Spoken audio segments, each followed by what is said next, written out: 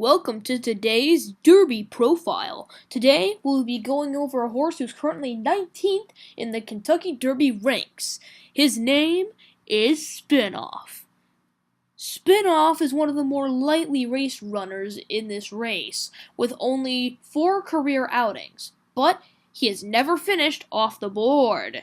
His first start was a simple maiden victory in June, and only less than 2 months later, he went into graded stakes company with a rather distant third-place finish in the Saratoga Special.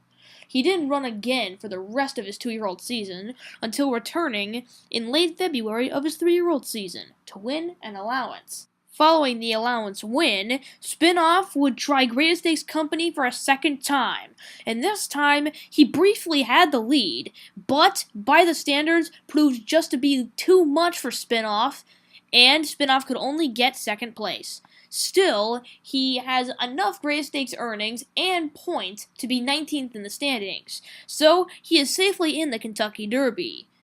Now it's time for the strengths and weaknesses.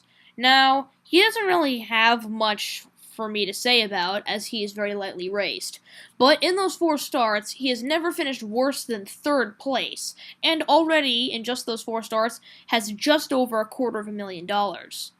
His weaknesses, however, is that he's never ran in Grade 1 company, and his lack of experience could mean that there are plenty of better horses out there, especially with no graded stakes victories, only graded stakes place and show. I hope you enjoyed this episode of Derby Profile. We will continue going up the rankings day by day, with the next episode being on Grey Magician.